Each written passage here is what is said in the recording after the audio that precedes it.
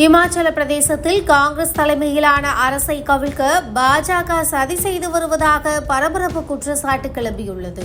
நாடாளுமன்ற தேர்தல் நெருங்கும் நிலையில் அரசியலில் ட்விஸ்டுக்கு மேல் ட்விஸ்ட் நடந்து வருகிறது. இமாச்சல பிரதேசத்தில் காங்கிரஸ் ஆட்சி நடத்துவதாலும் மாநிலங்களவை தேர்தலில் அக்கட்சியின் வேட்பாளர் அபிஷேக் மனு சிங்வி தோல்வியடைந்திருப்பது அக்கட்சிக்கு பெரும் அதிர்ச்சியை கொடுத்துள்ளது. 68 சட்டப்பேரவை உறுப்பினர்களை கொண்ட இமாச்சல பிரதேசத்தில் காங்கிரஸ் கட்சிக்கு 40 எம்எல்ஏக்கள் உள்ளனர். அது மட்டுமின்றி 3 சுயேட்சை எம்எல்ஏக்களின் ஆதரவும் உள்ளது.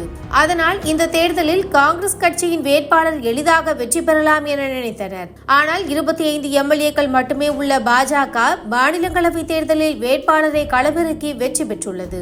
காங்கிரஸ் கட்சியை சேர்ந்த 6 எம்எல்ஏக்கள் கட்சி மாறி பாஜக வேட்பாளருக்கு வாக்களித்ததே இதற்கு காரணம். வாக்குப்பதிவின் போது காங்கிரஸ் வேட்பாளருக்கும் பாஜக வேட்பாளருக்கும் சமமான வாக்குகள் கிடைத்தது. இருவருக்கும் தலா 34 வாக்குகள் கிடைத்த நிலையில் இறுதியில் டாஸ் போட்டு பாஜக வேட்பாளர் வெற்றியாளராக அறிவிக்கப்பட்டார். இந்த நிலையில் இமாச்சல பிரதேசத்தில் காங்கிரஸ் அரசு பெரும்பான்மையை இழந்துவிட்டதாக பாஜக விமர்சித்து வருகிறது.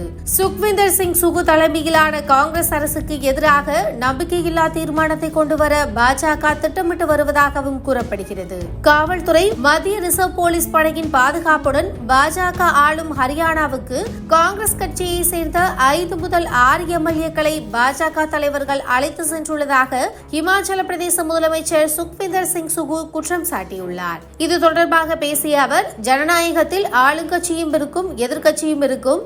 ஆனால் பாஜக செய்யும் ரவுடித்தனத்தை இமாச்சல் மக்கள் ஒருபோதும் ஏற்றுக்கொள்ள மாட்டார்கள் என்று விமர்சித்துள்ளார்.